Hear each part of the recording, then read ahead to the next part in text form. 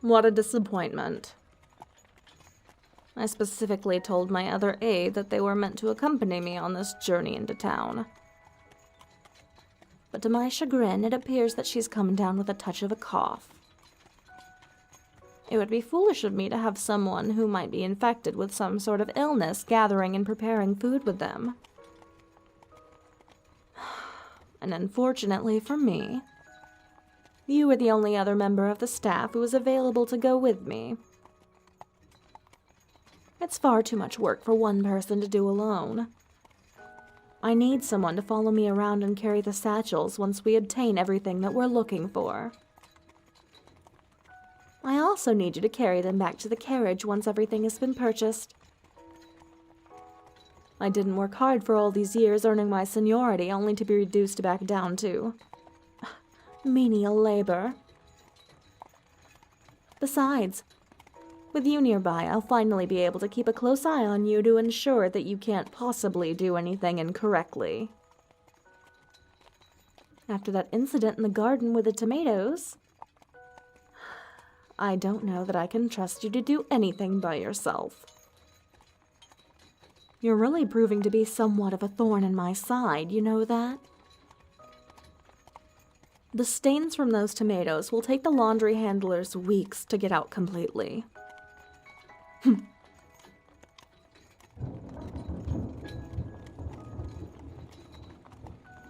Oh, funny. I heard whispers of there being some ghastly weather later this evening, but I certainly didn't expect it to come so suddenly. Ugh, I hope it doesn't start raining. These roads are ridiculously treacherous when the rain first starts. It would be more likely than not that our carriage wheels would end up stuck in the mud.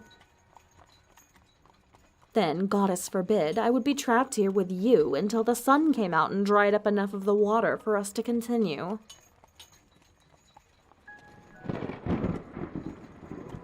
Well, isn't that just perfect? Ugh. Now the driver will have to pull us over to the side of the road and under a bridge or something until this passes.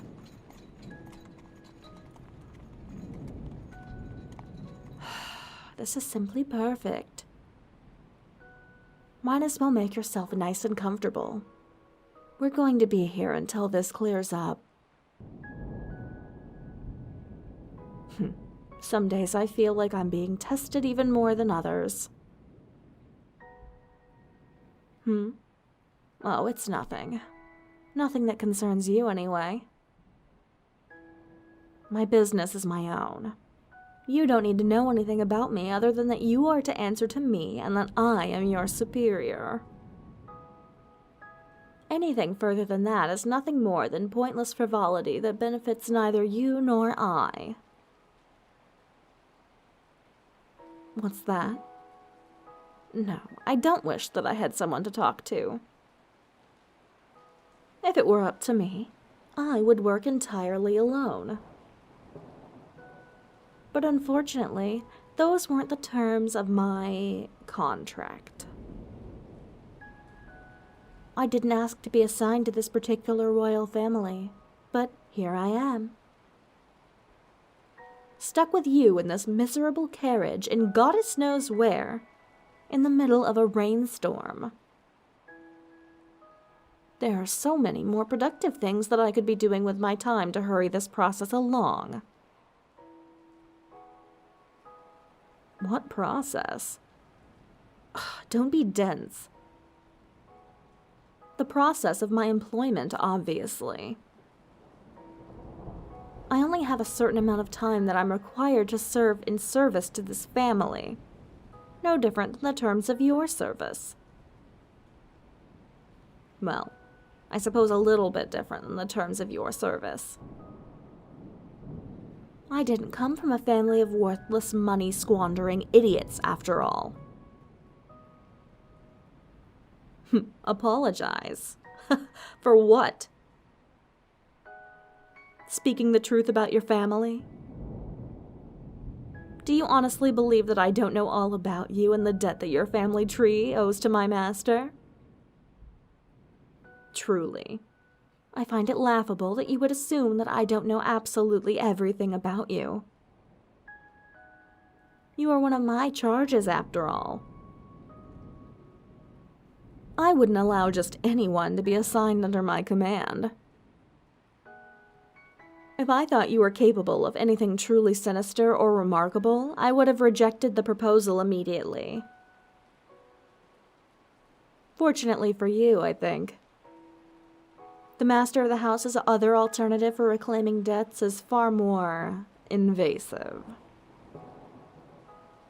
I don't believe you'd fancy those methods very much at all. Anyway, I know almost all that anyone would ever want to know about where you've come from and why you're here now. I have no interest in discussing you or your family's past decisions with you. And I also have no interest in apologizing for stating facts that are known to be true.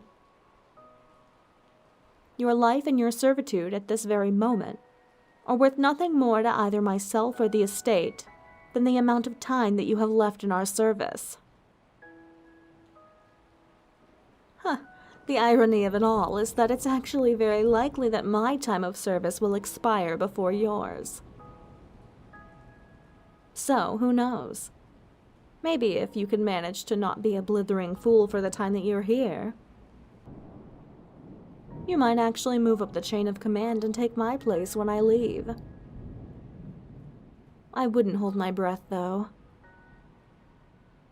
And while we're on the subject of being honest, I need to be truthful with you about something else. If you, or anyone else, but especially you, get between me and my freedom, I'll make sure that you suffer in the most brutal and inhumane way imaginable every waking moment that you're forced to serve under my command. Do you understand? That means no more accidents or mishaps that might cause any alarm to the masters of the estate.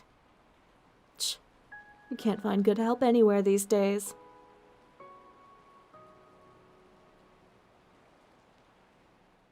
Oh, good. It sounds like the rain has finally stopped. Finally, we can be on our way. I don't think I could stand being in here with you any longer than absolutely necessary.